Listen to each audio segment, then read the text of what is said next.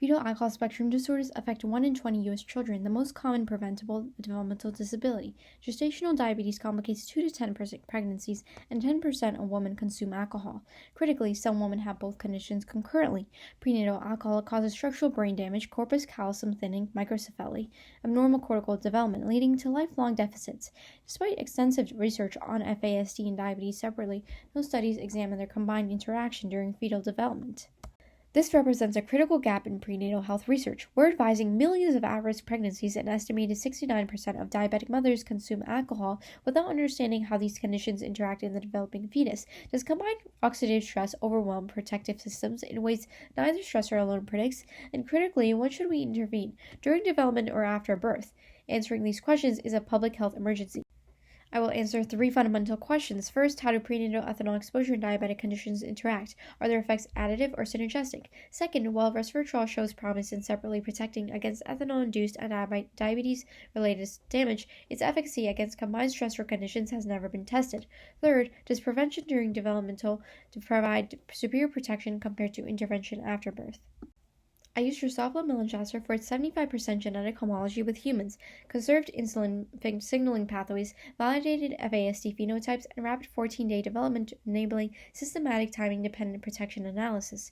5 treatment groups were tested: control ethanol only, maternal resveratrol, postnatal resveratrol after eclosion, and a combined treatment. Diabetic conditions were modeled through 10% sucrose diet, prenatal ethanol exposure during the L3 larval stage, when ethanol induces metabolic and brain deficits, mirroring human FASD. Resveratrol 100 micromolar was administered via dietary supplementation during the specified windows: maternal treatment from days 5 to 8 during larval development, postnatal treatment from days 14 to 18 after eclosion, or both. I assessed 4 outcomes measures spanning development, metabolism, motor function, and cognition: eclosion timing as developmental rate, oxygen consumption as mitochondrial function, negative geotaxis climbing assay as locomotor coordination, and food seeking index integrating the motivational and cognitive performance. Locomotor results reveal the clearest synergistic toxicity. Ethanol caused 16.4% impairment in non-diabetic flies, but 23.6% in diabetic flies. 43% worse than predicted by an additive model, demonstrating multiplicative neuromuscular damage. Maternal resveratrol completely restored locomotor function to control levels. Postnatal treatment left diabetic flies significantly below control levels, proving structural neurodevelopment has an irreversible critical period. Adult intervention cannot remodel abnormal circuits. Ethanol exposure significantly delayed eclosion by 3.2 to 3.4 days. That's a 33% increase, consistent across diabetic status, indicating developmental toxicity operates independently of glucose metabolism. Diabetic conditions did not significantly alter developmental rate. Controls eclipsed only 0.12 days later than non-diabetics, suggesting that hyperglycemic models impact adult metabolism more than larval development. All resveratrol interventions accelerated development, but postnatal resveratrol outperformed maternal treatment, producing eclosion 2.45 days faster, an 18% acceleration. This significant late-stage resveratrol enhances metamorphic efficiency without early exposure costs. For metabolic function, the story is strikingly different. Combined ethanol and diabetes reduced respiration by 33%, representing multiplicative impairment. Diabetes alone reduced respiration 29%, ethanol alone 19%, but together they produced a 33% deficit, confirming my hypothesis for compounding metabolic damage. Critically, combined maternal postnatal resveratrol treatment achieved the greatest protection, with postnatal intervention accelerating maturation through morphological developmental stages. However, no intervention fully restored respiration to control levels, indicating persistent mitochondrial dysfunction despite intervention. For cognitive motivational function, measured through food-seeking behavior, combined ethanol and diabetics reduced performance by 23%, partially additive effects suggesting overlapping mechanisms through shared insulin signaling disruption. Combined treatment improved food-seeking index by 14.3% in diabetic flies, significantly, the only regimen achieving statistically significant improvement over diabetic controls. This pattern distinguishes food-seeking from other measures, suggesting a sustained antioxidant exposure may be necessary for complex behaviors under metabolic stress that is chronic.